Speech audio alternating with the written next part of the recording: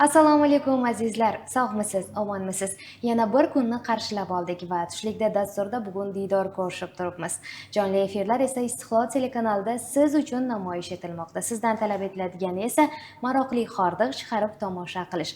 Aynan bugun ko'rsatuvimizni boshlanishida eng muhim savollardan biri, ya'ni bugungi kunda kiberjinoyatlarga ko'pchilik insonlarning ehtiyotsizligi sabab bo'layotganligini vaj qilib ko'rsatib, shunga qarab mutaxassis chaqirganmiz va bugungi mehmonimiz Dinaraxon Hoshimova kiberjinoyatlarga qarshi kurashish boshqarmasi xodimi va aynan u kishi bilan bugun kunning muhim savollaridan biriga aylangan mana shu kiberjinoyatlarning yana qanday yangi turlari paydo bo'lmoqda deya savol bilan yuzlanamiz.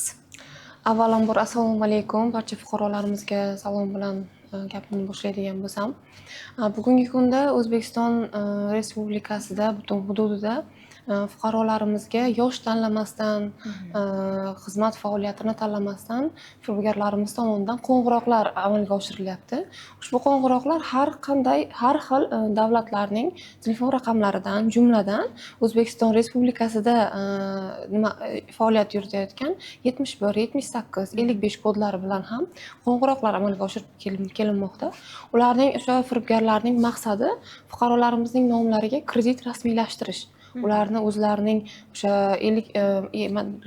har qanaqa summalarda nomingizga kredit olindi deb tahlikaga solib, sizning kreditingizni olib tashlash maqsadida siz mana bu ishlarni amalga oshirishingiz kerak. Kodlarni berishingiz kerak, Face IDdan o'tishingiz kerak. Bundan tashqari qo'ng'iroqlarimizga javob berishingiz kerak deb turli bahonalar bilan fuqarolarimizni aldab kelishmoqda firibgarlarimiz.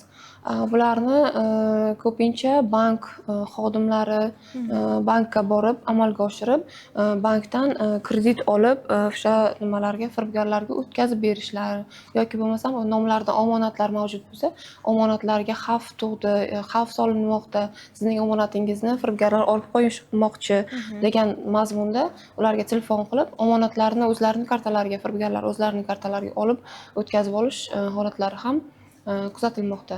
Shu sababli fuqarolarga murojaatim kelib tushadigan har qanday boshqa davlatlardan kelib tushadigan qo'ng'iroqlarga javob bermaslik. Ular asosan rus tilida so'zlashadilar. Bundan tashqari O'zbekiston Respublikasida ham o'sha faoliyat yuritayotgan 71, 78, 55 kodi bilan qilinadigan qo'ng'iroqlarga shubha bilan qarab, ular tomonidan so'raladigan kod yoki bo'lmasam Telegram orqali bog'lanishlari, qo'ng'iroq qilishlari mumkinligini oldini olib, ular bilan suhbatni davom ettirmasliklari va ularni o'sha qora ro'yxatlarga qo'shib qo'yishlarini maslahat berib borardim. Xuddi mana shunday kiberjinoyatlarni sodir etadigan fuqarolar o'zi ko'pincha chet elda yashab bu ishni qilishadimi? Xuddi shunday. Chet el fuqarolari tomonidan ushbu jinoyatlar ko'pincha sodir etiladi. Bu pullarni qaytarishni ham iloji bo'lmaydi-da, chunki boshqa davlatga chiqib ketgan pullarni qaytarish sal murakkab. Demak, mana shu murojaatlar o'z joyida hal etilganda, agar ular O'zbekiston hududida jinoyat sodir etilgan bo'lsa, demak pullar qaytarib olish imkoniyatiga bo'lardi. Demak, kiberjinoyatlarning eng ko'p ommalashgan turi bu APK fayllar edi. Ya'ni endi hozirgi kunda mana shu bank xodimi deb o'zini tanishtirib, pullaringiz o'g'irlanishi mumkin yoki kredit rasmiylashtirilishi mumkin degan aldov bilan insonlarga ko'pincha murojaat qilishmoqda, shundaymi? Shunday. Yaqindagina mana kiberjinoyatlarga qarshi kurashish boshqarmasi tomonidan Telegramda o'rnatiladigan telefonga o'rnatiladigan yangi bir loyiha haqida ham to'xtalib o'tilgan edi. Ya'ni u insonlarni o'sha APK fayllardan ogohlantirib turadi degan. Aynan mana shu dasturga ham ozgina to'xtalib o'tsangiz, bugun mana shu dasturni amalga oshirish, ya'ni fuqarolar ishlata olishi uchun qancha muddat qoldi, qachon ishga tushadi? Hozir bir hafta adashmasam muddat qoldi, chunki Play Marketdan ham u tasdiqlanib chiqishi kerak. Bir oy ichida tasdiqlanadi, u berganimizga ancha bo'lgan edi. tasdiqlab chiqqanidan keyin biz o'zimiz tomonimizdan targ'ibot ishlarini amalga oshirib, ushbu programmani, ilovani o'sha o'zlariga o'rnatib olishlarini albatta fuqarolarimizga aytib o'tamiz. Demak, yana biz hali o'sha ilova ishga tushgach sizni ogohlantiramiz aziz fuqarolar, chunki sizning xavfsizligingiz albatta bizni ham quvontiradi va mana shunday yolg'onlarga ishonib qolmasligingizni, shaxsiy ma'lumotlaringizni begona insonlarga taqdim etmasligingizni qayta va qayta yana ogohlantirib sizga ta'kidlab o'tmoqchimiz. Shu o'rinda yana bir savol, odatda qanaqadir dorilarni aksiya narxida xarid qilib olish Googledan ko'pincha mana shunday reklamalar chiqadi va men o'zim ham shaxsan menda ham shu holat bo'lgan. O'sha doirachani ichiga bosganingizdan so'ng sizga qisqa fursatlarda telefon qo'ng'iroqlari bo'ladi. Ular ham xuddi mana shu kiberjinoyatchilar kabi rus tilida gaplashishadi va sizga turli takliflarni o'sha bildirishadi, qayerga olib borish va ma'lumotlaringizni so'rashni boshlashadi. Aynan mana shu qo'ng'iroqlar ham ishonchlimi yoki ular ham kiberjinoyat turiga kiradimi? Endi ularni Instagram yoki Telegramdagi holatiga qarab baho beriladi, chunki kommentariy sahifasi ochiq bo'lishi, masalan, fuqarolar aldanib qolgan taqdirda kommentariylarga yozib qo'yishadi. Shuning uchun firibgarlar tomonidan kommentariyasini o'chirib qo'yishlari mumkin. Yoki bo'lmasam yolg'on skrinshotlarni joylashtirgan bo'lishi mumkin. Skrinshotlarga ham alohida e'tibor berish kerak, chunki tepasidagi vaqtini telefon ilovasidagi o'sha 4G yoki 5G antenna chiqadigan joylarni kesib o'sha nimalarga joylashtirishadi firibgarlarimiz. Shunga qarab, endi uni holatiga qarab e'tibor berish kerak.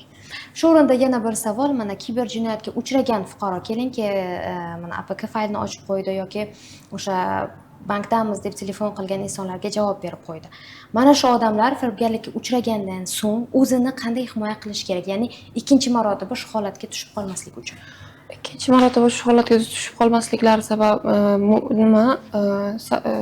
Qolmasliklari uchun MyGo ilovasiga kirib o'zlariga o'sha ipoteka kreditini yoki bo'lmasam kredit olishga funksiyasini yoqib qo'yishlari, bundan tashqari yoki bankka borib o'sha kredit olingan yoki olinmaganligini aniqlik kiritishlari bank xodimlari tomonidan ham o'sha taqiq qo'yilishi mumkin o'sha fuqaro murojaat qilgan taqdirda. Bizda yaqinda bitta holat yuz berdi. Har bitta bank tashkilotlarini eshigini tagida qo'riqlash xizmati xodimlarimiz mavjud. Ichki ishlar vazirligining qo'riqlash xizmati xodimlari mavjud. Ushbu qo'riqlash xizmati xodimlarini biz kiberxavfsizlik boshqarmamiz tomonidan alohida o'qitdik. Ularni kibermadaniyatni rivojlantirish yoki bo'lmasam kelgusida fuqarolarimiz nomiga kredit olinishi yoki bo'lmasam o'zlarining nomlaridagi omonatlarni o'tkazib berishlarini oldini olish maqsadida ularni o'qitdik. Ushbu o'qitishimiz natijasida bir xodimimiz fuqaroning nomiga 50 million kredit olinganligini aytib murojaat qilgan holati bo'yicha 102 ga murojaat qilishini va o'sha bankka kirayotgan joyda fuqaromizni o'sha nomiga kredit olinishini olib fuqarolarga o'tkazib berishini oldini olib qolgan hisoblanadi. Shunga aytib to'xtalib o'tadigan bo'lsam, o'zimizni masalan qo'riqlash xizmati xodimlarini ham mehnati ancha fuqarolarimizga foyda beryapti, chunki o'sha qo'riqlash xodimi agar uni ogohlantirmaganda nomiga 50 million yoki bo'lmasam undan ham ortiq kreditni olib, o'sha firibgarlarning qo'liga o'tkazib berishi mumkin edi. Keyinchalik azizlar, biz siz uchun bugun foydali bo'lgan maslahatlarni berib o'tdik. Shu bilan birgalikda kiberjinoyatning eng ommalashgan turlariga to'xtalib o'tdik. Eng muhimi begona qo'ng'iroqlarga javob bermaslik va Telegramdan kelgan shubhali SMSlarni ochmaslik. Bu siz uchun eng yaxshi qurol va himoya hisoblanadi va shunday ekan ogohlikni qo'ldan boy bermang. Sizga esa kattakon rahmat tashrif uchun. Albatta dastur ishga tushganda biz albatta ogohlantirib siz uchun yangiliklarni taqdim etib o'tamiz.